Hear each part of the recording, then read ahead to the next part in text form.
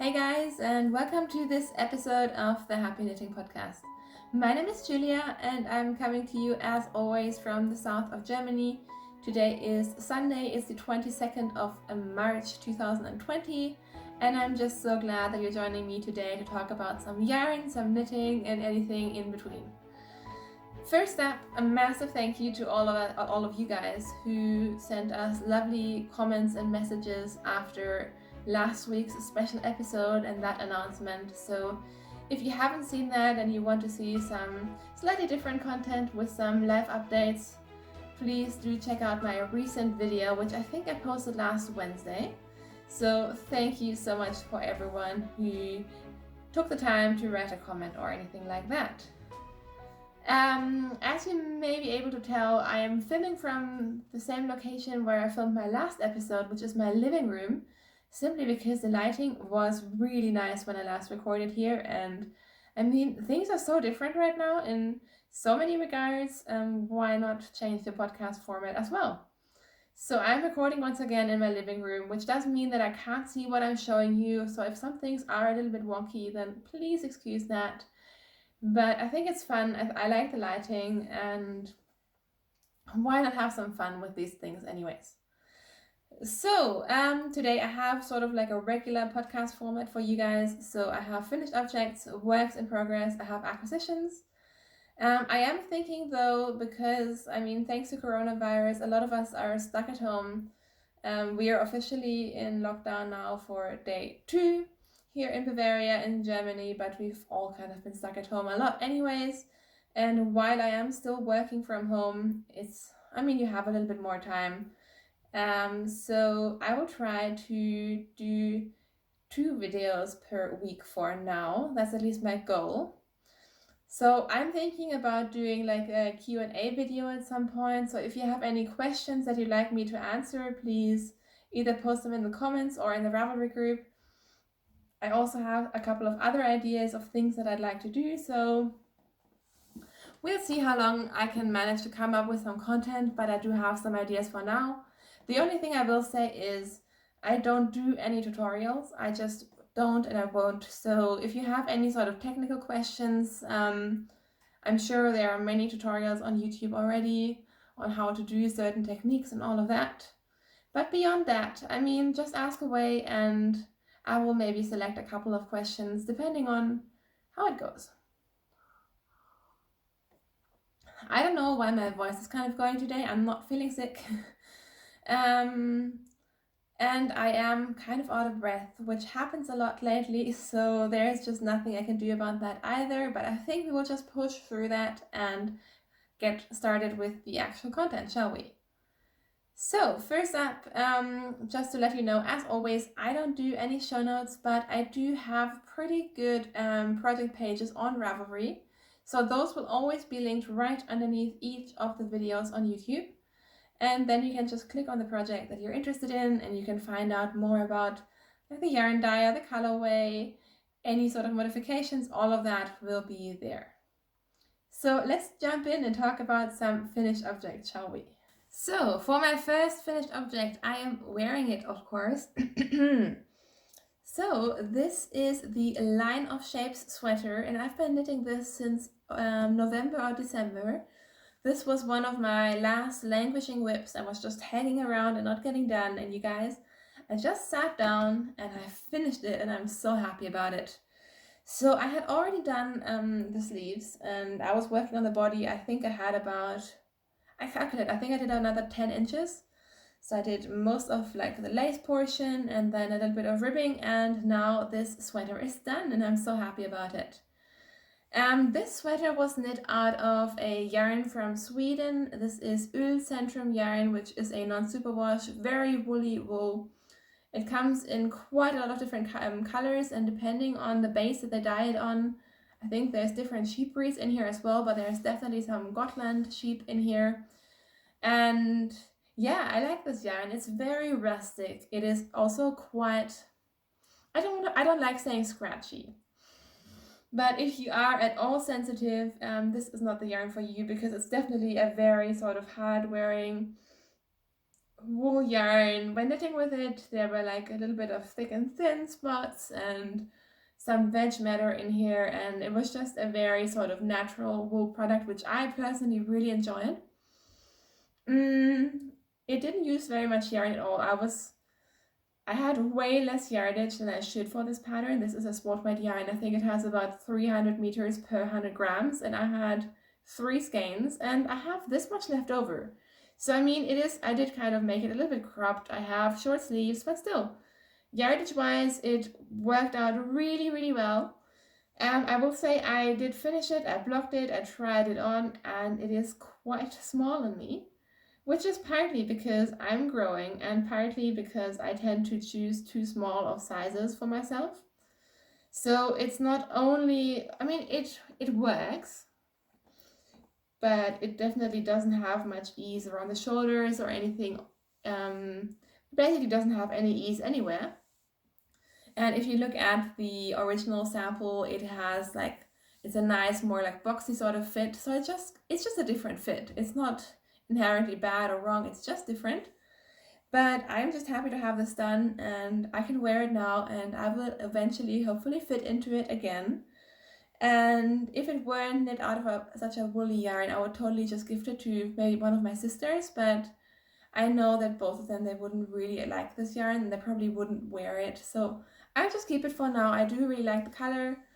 And yeah, now I know that I can get a reasonably well-sized sweater out of 300 grams of Ulcentrum yarn, which is good because I have a couple more colors in my stash. And for this one, I made the sleeves quite short because I didn't know if I was going to run out of yarn or play yarn chicken. So for any future sweaters, now I know that I don't really have to worry about running out of yarn, and I could do a more oversized sweater. So yeah, that is my line of shapes sweater. And then, you guys, there's something else that I finished. You guys, I've had a lot of time. I finished these socks, which are the socks that I was working on last week when I talked to you last. So you can see the stitch marker here is where I was last week, and I was working these 2 at a time, cuff down. So I have turned the heels, I finished the feet, the toes, and these are done. A funny story about these is, as usual, I did 64 stitches on a 2.25 millimeter US size 1 needle. They're just plain stockinette socks with a fish lips kiss heel. And what I like to do is I quite often do my fish lips kiss heel in garter stitch. Except for this one, I was phoning with a friend and then realized that I skipped one row of garter stitch. So there's like this little bit of knit stitches in one of the heels, which it's literally at the bottom of my foot. But I thought maybe I'll just, drop down the stitches and work it out, and I tried it, and I was getting so mad at myself because usually it's not a big problem to fix.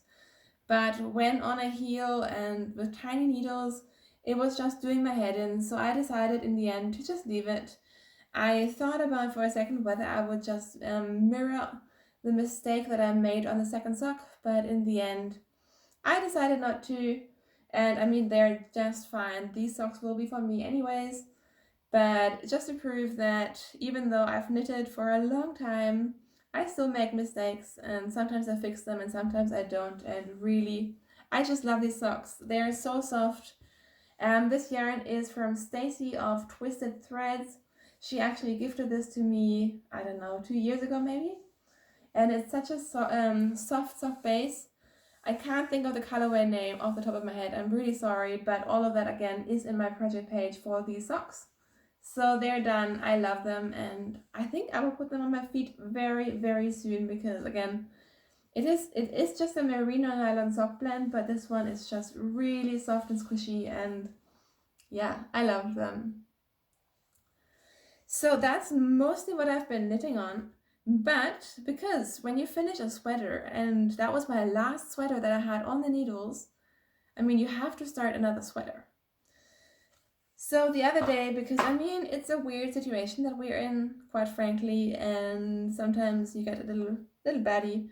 So I decided it's time for me to cast on a really colorful sweater. I felt like, pulling on some stash, doing something colorful, and the decision making for this was ridiculous. I think, and my friend Robin will attest to this because I kept texting her yarn ideas and pattern ideas, and I was going back and forth and just making the biggest mess.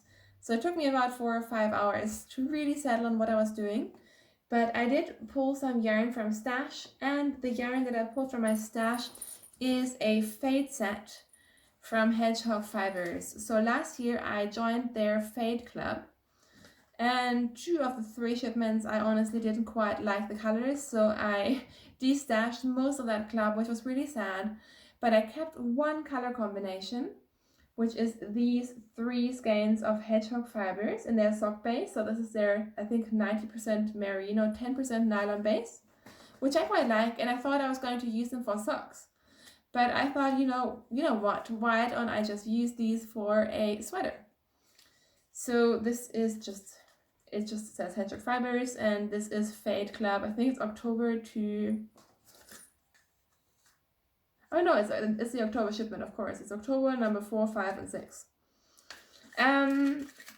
So then it came down to choosing a pattern, and part of me wanted to really choose a cardigan pattern because A, I'm going to get big, and B, I'm going to maybe be breastfeeding. So, I mean, a cardigan made sense, but I just couldn't find the one cardigan pattern that really ticked all the boxes. And I'll be honest, there were many boxes that I wanted to be ticked. And also with the fading, if you're knitting in the round, of course, A, big advantage. You don't have to purl, but B, if you fade, you can alternate between the colors every round, whereas if you're doing a cardigan, naturally you would probably only do it every second round or second row. No, that's wrong. You would do 2 rows of one color, like 1 row back, and then change colors, and it's just a little bit different. And in the end, I was like, you know what, I'm going to knit a sweater because I really wanted to knit a sweater, and I'm just going to make it oversized.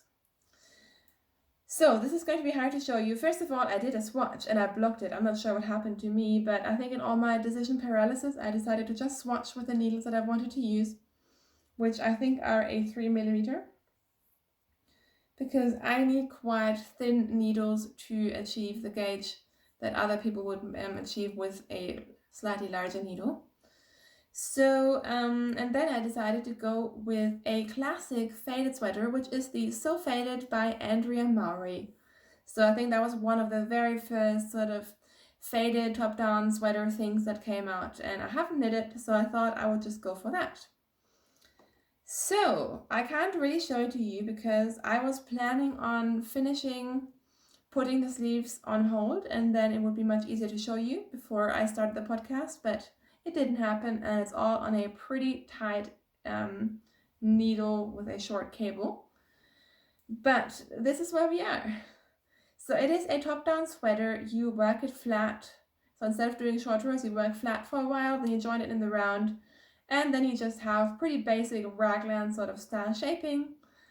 You do the neckline at the end, but with most of my sweaters, what I do is I will do the neckline pretty soon, just because then A, it makes it easier to try it on and see how it fits, and B, I just like having a neckline on my sweater. It just makes it feel a lot more finished while you're working on it.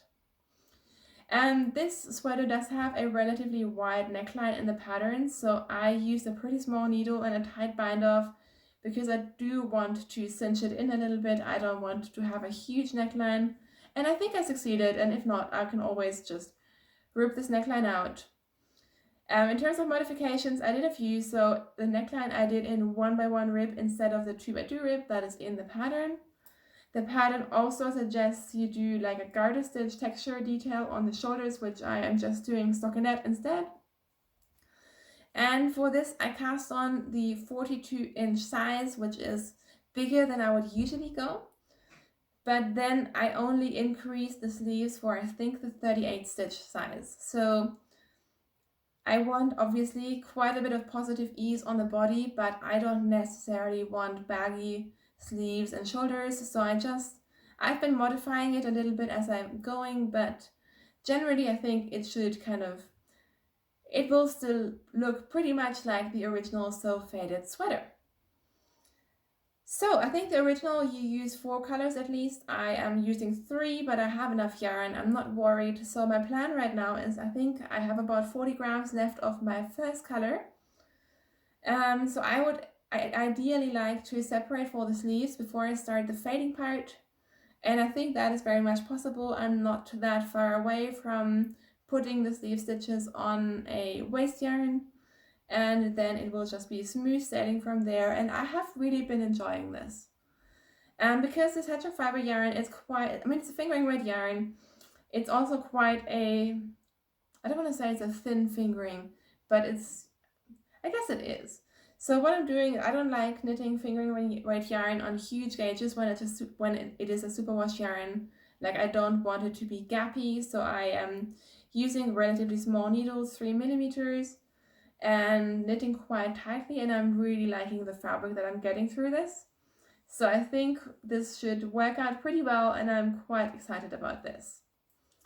So that is actually the only whip that I'm showing you today, because again, I mean, I only finished those socks yesterday, I finished a sweater, and I've been kind of focused on this, but I'm sure I'll pick something up very soon anyways.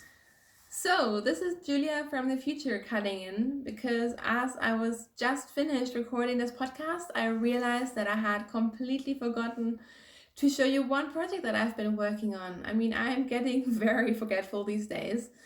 So you may or may not have heard about the Monster Sock Cal, which is a knit-along that is hosted every year. I believe they usually host it in October. And the founders of the Monster Sock Cal have actually decided that thanks to, or based on the situation and all of us staying home and possibly having more time and needing some entertainment, they would host the Monster Sock Cal 2020 now. So what it is essentially just a knit-along to knit scrap socks out of leftovers that you have and all of that. And it is one of those things that I always think, wow, it's such a cool idea, and I love looking at the pictures, but I tend to often not jump in on knit-alongs because I just don't think I have enough time and I have an excuse. And so when they came out with it this year, I thought, you know what, I'm just going to do it. I'm not going to make any excuses, and I will knit some scrappy socks. So I went to my stash of mini skeins and leftovers, and I pulled out 2 collections. So I have yarn for 2 pairs of socks. And I know lots of people, they just mix all kinds of yarn and bases, and it looks really good, but somehow I can't do that. So one collection that I pulled out is, these are my leftovers of hedgehog fibers sock yarn. There are different amounts in here, but I think I will do some kind of scrappy socks out of these. I haven't started these yet. I'm not sure, maybe I will not use this red one because it's quite bright, but like something like this, like some scrappy speckly socks. So I've just put them in one of those little bags, and as soon as I get around to it, I can just cast these on. And then I also pulled out all of my leftover sort of like the high twist sock yarn that you get, the one that has, like, it has a sort of pearly texture, and I really like high twist sock yarns, no matter if it's a BFL nylon blend or a merino nylon blend. So I just pulled out a lot of leftovers from that. And these are all quite hefty leftover skeins. And in the end, I decided to knit a pair of socks out of 3 colors. So not super scrappy, but still 3 colors that I have left over, which should be enough to give me a pair of socks. And I have cast it on. So these are my first monster socks.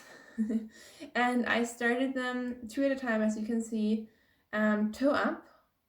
Like, keep it different. I was knitting 1 pair cuff down, and I'm doing 1 toe up. And as you can tell, I am not matching them, so I'm just alternating between these different colors on the 2 socks. And yeah, this is where we are. So I am doing 10 row stripes, 10 rows of each color, except for one time when I miscounted and did it wrong, but no one will know in the end. And yeah, I've been working on these. They're just, 64 stitch socks on my usual 2.25 millimeter needles. What really changed my mind is the clasped weft join, which is a joining method to join the sock yarns together. So I know there are different techniques. Lots of people do the magic knot. Some people hold 2 yarns double. Some people just weave in a ton of ends, and I just can't do it. I don't trust the magic knot. I know you can do it, but I just don't like it either. Weaving in a million ends, I know lots of people don't mind, but I do mind, and I just hate it. And this is a technique where you are essentially, I mean, you do have a bit of a thicker bit where you are joining the 2 yarns, but it is really not that noticeable. I'm not sure if you can see it here, like this is where it is. And the good thing is that by doing this join, your ends are pretty much also already woven in. So in the end, I just need to like snip the ends on the inside and the socks will be done. So this join has really changed my scrappy and just generally more like color changing sock knitting life. I heard about it first on the group by Louise Tilbrook, and Louise Tilbrook does have a video on it on YouTube. So if I'm really organized, I will try to put a link to it in either my show notes or my project pages to this pair of socks. But otherwise, if you YouTube it, if you Google it, I'm sure you can find the clasped weft join, and it really has changed my life. And now I am much more inclined to do more scrappy projects because it is quick, it is easy, and it just works for me. So I just thought I would show them to you, and now we will go back to the regular podcast format, and you will most likely see some acquisitions. So lastly, I did get some yarn in the mail because really, I mean, I feel like I have been relatively good about not buying yarn, and I wasn't really planning on buying yarn because, well, we are still at some point planning on moving. But I mean, who knows when we will move now, so that's kind of one of the reasons why I'm justifying it. Not that I have to justify it, and the other reason is that, I mean, for at least a couple of weeks now, who knows how long, we will be pretty much stuck inside. So besides like going grocery shopping or maybe like ordering a pizza, not much is happening. So I decided, well, you know what? A, I want to support some indie dyers, and B, I just need a little pick-me-up. So I have been getting some yarn, and let me tell you, when everything is kind of slowed down and things are happening very differently, it is much more exciting when you actually get a delivery and a postman hands you a package of yarn. So that was really good. So 2 things have arrived, and they're the only things that I bought, I think. So one thing that I had been thinking about getting for a couple of days actually, and kept putting into my cart and then deciding, oh well, I can't really justify it.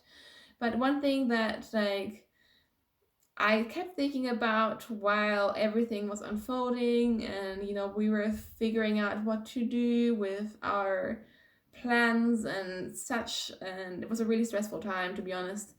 But I kept coming back to this one colorway of hedgehog fibers and thinking I would really like to have that for a sweater. And I'm not sure, this is kind of the hedgehog fibers episode. Sometimes those things just happen, but just as a reminder, I'm not sponsored by anyone. I wish I was sponsored by hedgehog fibers, but I'm not. So this is just me and my personal yarn craziness, which I afford with my own money.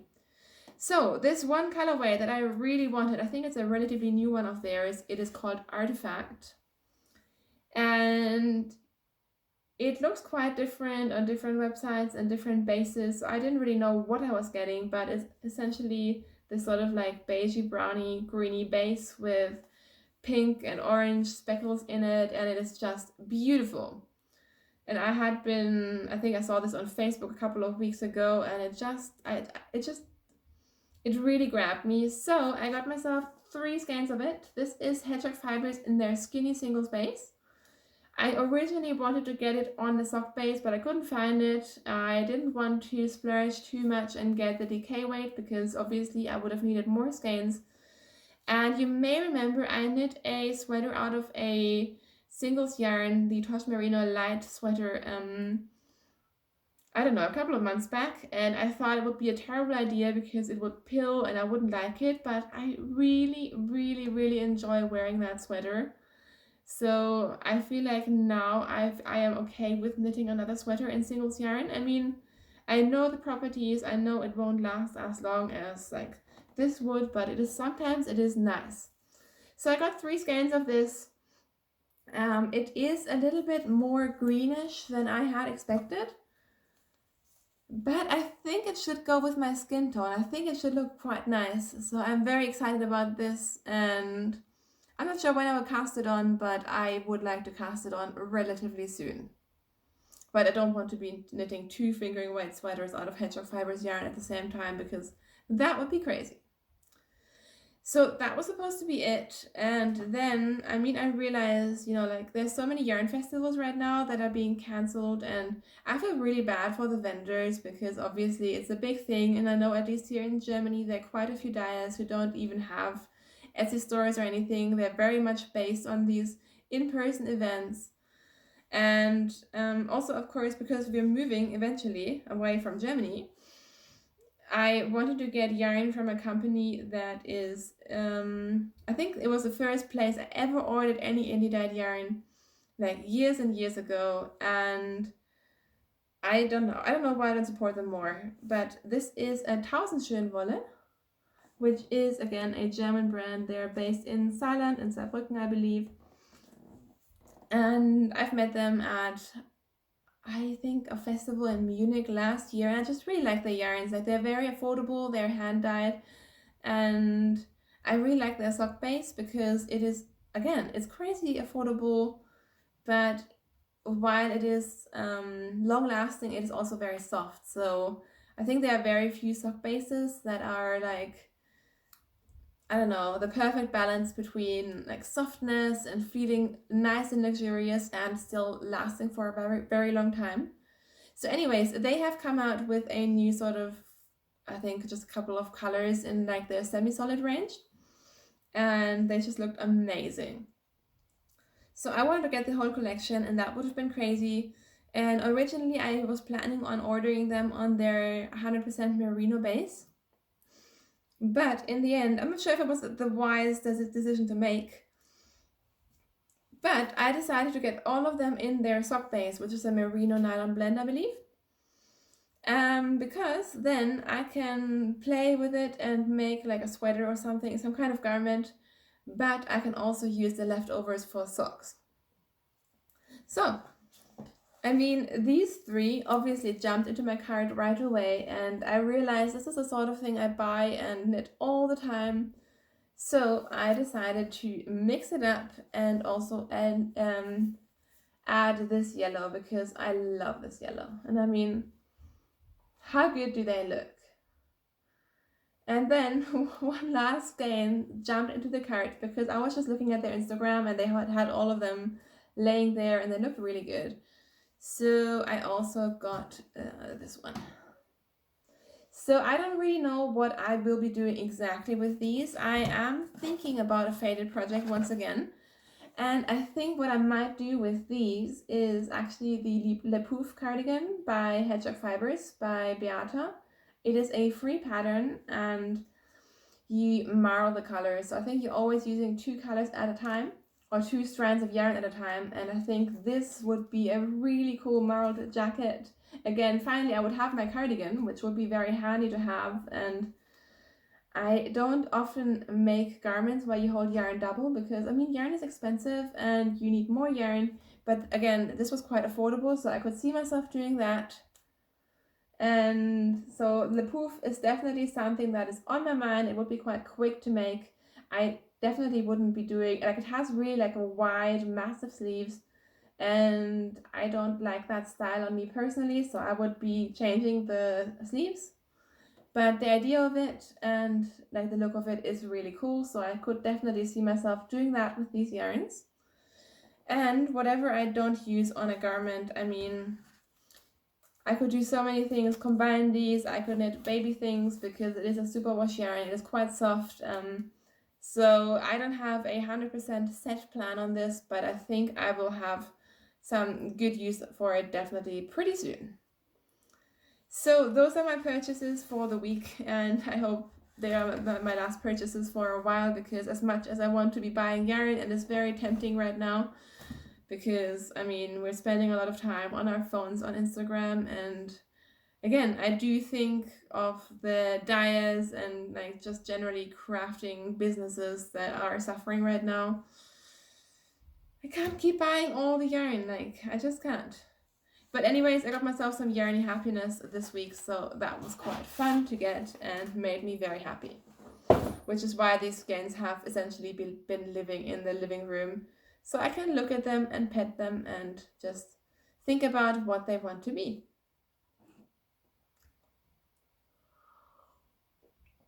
So that is pretty much it for the knitting content of this podcast for today. In terms of what's been happening, life in general, I mean, I suppose you all watch the news, so I think we're all kind of in the same boat. Spending a lot of time inside. Thankfully, we are still allowed to like just walk around the block, get a bit of fresh air, which is really, really nice. And last week up until yesterday, it's been really warm, so I was spending a lot of time on the balcony just wearing a t-shirt. It was really, really pleasant and spring-like. And now the cold weather is back. We actually had snow this morning, so that was a bit of a shock. And it's supposed to stay cold for a while, but eventually spring will come, which is nice. Obviously we've been spending most of the time indoors, so we've just been kind of cuddling up inside and trying to make it as comfortable as possible. And I mean, we are quite privileged in the way that, I mean, we all complain, or lots of people complain about having to self-isolate, but really, I have a stash full of yarn to make me happy. We have food, we have toilet paper, not that it is running out, people are just behaving like it is. So yeah, we've been just spending some time together. Kai actually moved his PlayStation into our living room, so that's something that I never usually play, because there's just limited time in the day and I'd rather spend my time knitting, but that's been quite fun. Unfortunately, all of our board games are in the place where we and also Kai's family spend a lot of their holidays, so we don't have any board games to play, we don't have any puzzles, but I think eventually we can find a solution for that as well. We've been cooking a lot, and yeah, it's just a slower pace. It's kind of, you take one day at a time, but I mean, we are very lucky that we can both work from home, so I mean, there are so many bad things happening right now, but we are safe, we are healthy, and we don't have to really worry about the implications, at least any sort of sudden implications right now. So yeah, that means I don't have a lot of exciting stuff to tell you guys about. I've been cooking more, so this morning for the first time I made French toast, which was actually quite good. I was quite happy with how it turned out, and also the fact that it was very easy to make, so it's something I would definitely plan on making again soon. I made my own pizza dough last week. I mean, I generally like cooking, but because of the situation, and also because like some things you just can't get at the grocery store anymore, so I've kind of been forced to buy different things, so we're kind of eating different foods, which is fun, like get out of your routine and try something different.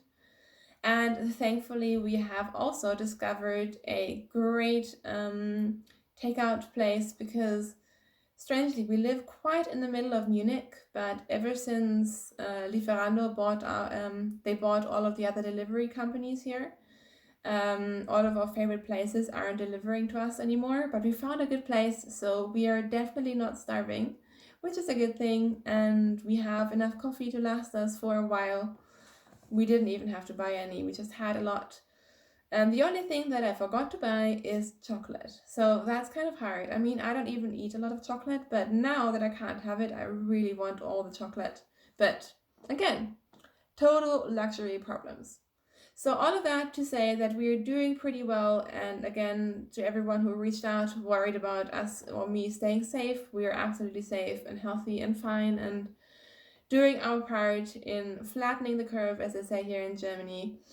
There are so many people working in some aspect of the health system, and they're working so hard, and just again, so many people outside the health system as well, like at the grocery store and the people delivering the post. There's so many jobs that need to be done, and we're just so grateful that they are being done, and we're doing our part in staying home. And also, again, as a knitter, I feel like it is not as hard. I am very happy that there are so many knitting channels on YouTube, on Instagram. There's quite a lot of stuff to keep us entertained, and that is pretty good. So until I see you again, just stay safe, everyone. Follow the rules, whatever they are at your place. And I will talk to you very soon. Thank you so much for watching. Bye!